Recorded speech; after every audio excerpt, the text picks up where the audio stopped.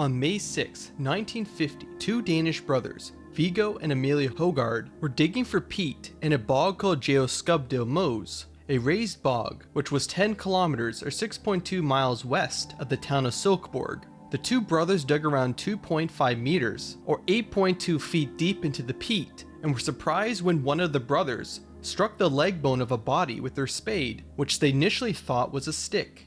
In today's video, we'll be looking at one of the most famous bog mummies, Tollund Man. Many of you probably have heard of him, but in this video, you may learn something new as we take a deep dive into everything we can learn about him. Here is a breakdown of what we'll be covering. We'll be looking at what bog bodies are and how different wetland environments factor into the preserving of bog bodies. This will give us an idea of how rare of a discovery Tollund Man is.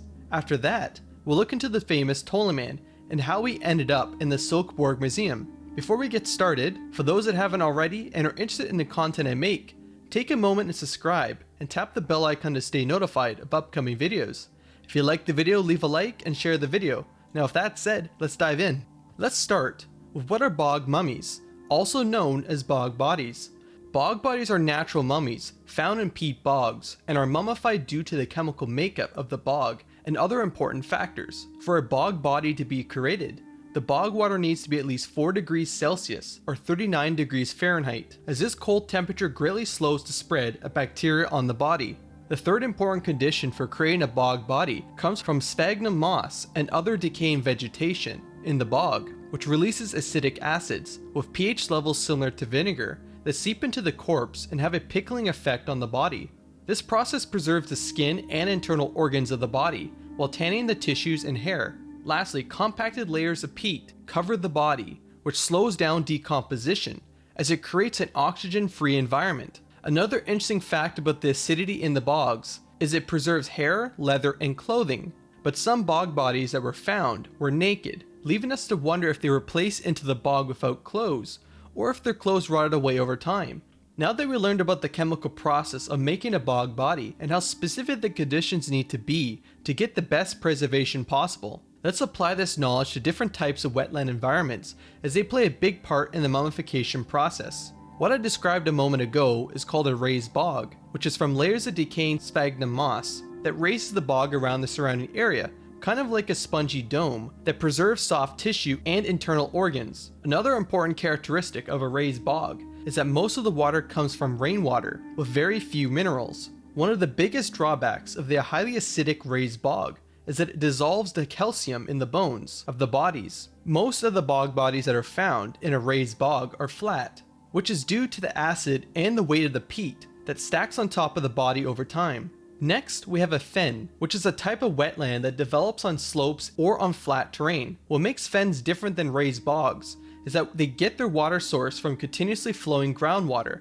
that is rich in minerals. Fens are only moderately acidic, a pH level above 5. This allows for more variety of plants to survive, and when it comes to bog bodies, a fen that is mildly acidic is great for the preservation of bones, but not so much for softer tissues. These bodies are called bog skeletons. Lastly, we have a transitional bog, which is the transition of a fen to a raised bog. Now that we know how bog bodies are created and how different types of wetlands make the difference between getting a preserved bog body with intact internal organs or a bog skeleton, let's return to the two Danish brothers and what they just discovered.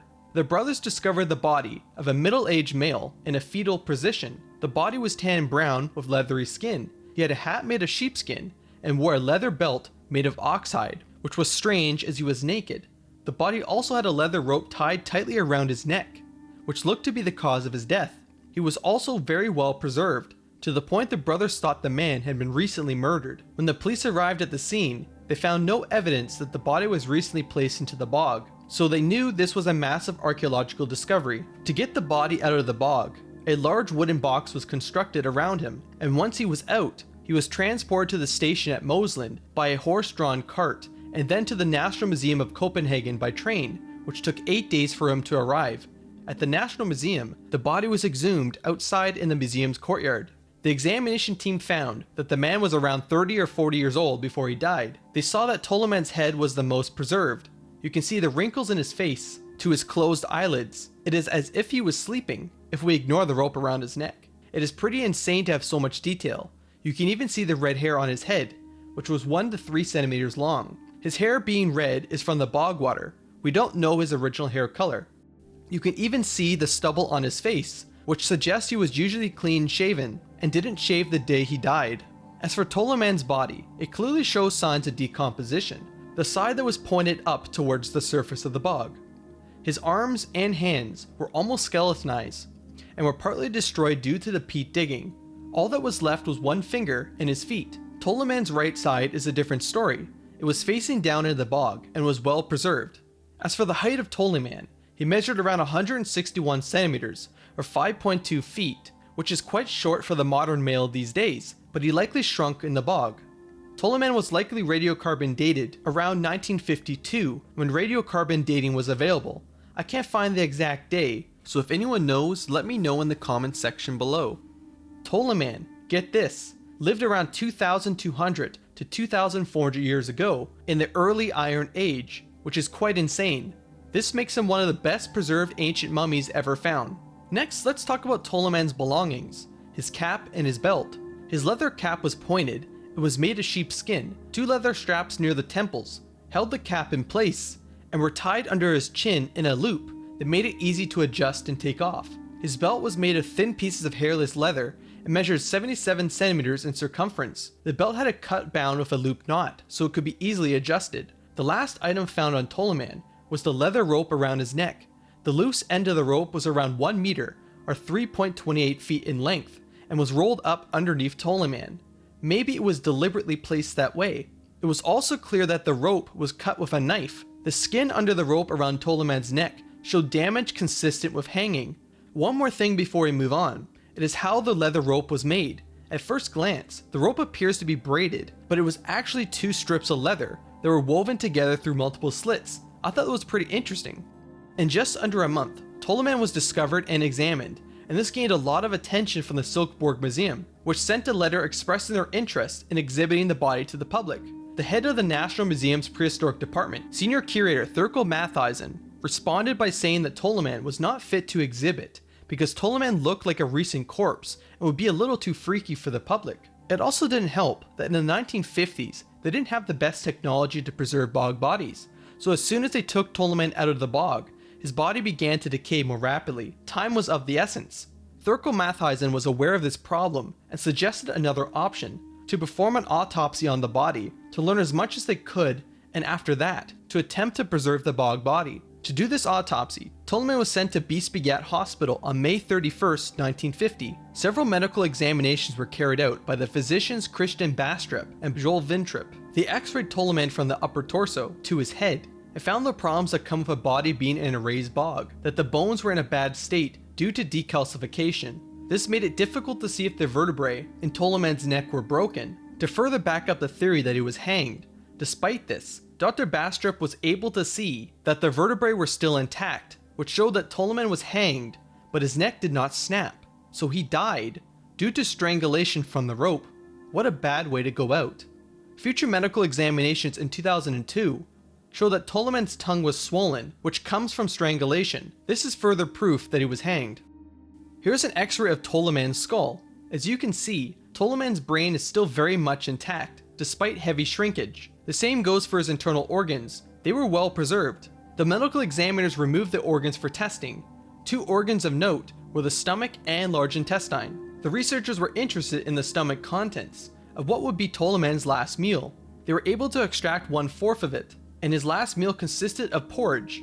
They found 40 kinds of seeds in the porridge, but the majority of the porridge was barley. Other notable ingredients in the porridge were flax, false flax, knot grass, and even some fish. The examiners concluded that because the food content only made it as far as the large intestine, Tollund Man ate the porridge around 12 to 24 hours before his death. It is also important to note that the lack of meat or fruit in his digestive system could indicate that Tollund Man died around the winter or early spring, when meat and fruit were inaccessible. Before we continue, there was a recent paper published in the journal Antiquity in 2021 that went more in depth into Tollund Man's stomach contents and found out that the porridge served to Tollund Man was slightly burnt and was made in a clay pot. They also said the porridge was so well preserved that an exact recipe could be made from it today. The researchers also found that Tollund Man was riddled with intestinal worms and their eggs, He likely got them from undercooked meat or dirty water. Now let's continue. After the autopsy was finished, finding a way to preserve Tollund Man was their next priority. Some German scientists took a crack at it. They thought they could smoke the body, just like how you preserve meat. This method of smoking the body worked, but it did dry it out, and shrunk the body as well. Danish archaeologists at the National Museum decided to focus on preserving the head, as it was the most important part of the bog body, so they lopped it off. They finally found a method that could work, preserving the head in beeswax that they hoped would prevent decay. The reason they used beeswax was because it was non-perishable and was proven to survive for thousands of years. There was a problem though. Beeswax and the bog water that was still in Tollund Man's cells wouldn't mix, so they needed to replace the water. First, they soaked Tollund Man's head in alcohol, then they used tolacol and liquid paraffin to replace the bog water. After that, they poured the beeswax. It bonded at a cellular level and was a complete success. Just before Christmas of 1951, unfortunately, Tollund Man's head shrunk by around 12%. Tollund Man's feet and right thumb were also preserved using the same process. As for the body, the researchers left the body to decay until all that was left was bones. Over time, Tollund Man's body parts were misplaced. This included the bones, his internal organs, and his right toe for some reason. Researchers noted that it was sawed off. How strange. It wasn't until the 1980s when the director of the Silkeborg Museum, Christian Fichter, was able to find the body of Tollund Man. Some body parts were found in the National Museum, and others were found in the Anatomical Institute. The internal organs were never found, and the right toe was still missing. In 1987, the Silkeborg Museum reconstructed Tollund Man's body to how it was when he was first discovered. The reconstructed body was made mostly of clay and has been on display at the Silkeborg Museum with Tollund Man's actual head, and you can still see him to this day. For our last segment, let's explore some recent news about Tollund Man and look at what Tollund Man's life may have looked like and why he was hanged and placed into a bog, especially when burials were common practice back then. Let's start with a recent discovery in 2016. It turns out they found Tollund Man's missing toe, and it all started with a strange phone call to the Silkeborg Museum on October 17, 2016. The caller was a woman named Geert Beerte Brosen Christensen. She said she had Tollund Man's right toe and asked if the museum wanted it. She then explained that her father Bjorg Brosen Christensen was a scientist who worked on preserving Tollund Man. It seems that as Tollund Man's head was preserved, it became the main focus and overshadowed the rest of the body, which was just forgotten about, and that's how her father obtained the toe. Pretty interesting. Lastly, let's talk about what people watching probably want to know. What was life like during Tollund Man's time? Why was he found in a bog with a rope around his neck? Was he a criminal? Let's take a look. Based on Tollund Man's last meal, he was likely lower class, maybe a farmer or worker. When we look at Tollund Man's body, it doesn't look like much, as he was mummified and has shrunken quite a bit, but when he was alive, he was quite physically fit. Tollund Man would have likely lived a simple farmer's life, like planting crops and feeding the animals, a very physically demanding job, but that is not how his life ended. He died with a noose around his neck. The question is why? He could have been a criminal, but that doesn't add up because Tollund Man's face is calm despite being strangled to death. It is believed by experts that Tollund Man's eyes and mouth were closed by someone, which shows a sign of respect for the victim. It is thought that Tollund Man was part of a cult during the Celtic Iron Age and was sacrificed to ensure that the Celtic gods would provide the peat that the people needed. The peat was used as fuel to heat their homes and was very important due to the lack of trees in Denmark. There is also another use for peat that I found really interesting. It is that the peat could be used to make iron weapons and tools. Fun fact, the Vikings from 1,000 years ago primarily used iron that was smelted from bog iron. Pretty cool. Okay, let's get back to the early Iron Age cults. They and many other ancient civilizations around the world believed that when you asked for something from the gods, you had to give something in return. Since peat was a very valuable resource, it seems the Celtic cult thought a human life was the equivalent exchange. This idea of human sacrifice by Iron Age cults is further backed up by the ancient historians Strabo and Tacitus. They both said that the cult societies would sacrifice people to thank the gods for the peat in the bogs. Here's a quote from Tacitus from his book Germania, published around 98 AD. At fixed seasons, all tribes of the same name and blood gather through their delegations at a certain forest, and after publicly offering a human life, they celebrate their grim initiation of their barbarous worship. We can never say with 100% certainty that Tollund Man was sacrificed, as we were never there to see it, but the evidence does point in that direction. Before I end the video, there have been some recent developments over the years involving Tollund Man. One is the dating of Tollund Man has gotten a lot more accurate. In the 1950s, Tollund Man was radiocarbon dated to be around the 3rd or 4th centuries BC. This is around a 200-year gap of uncertainty. Now in modern times, using more accurate ways of collecting information, Tollund Man was radiocarbon dated to 405 to 380 BC, which is just a small gap of 25 years, with a 95.4% confidence rating. Tollund Man's foot was micro-CT scanned, where we can still see the tendons and the artery that was once connected to the previously missing toe. It is amazing how much information we can learn from Tollund Man. And just like Tollund Man, hundreds of bog bodies have been discovered over the years, and there is quite a handful of them that I think would be interesting to cover in future videos. Thanks for watching. I hope you learned something new, and I'll see you guys in the next video.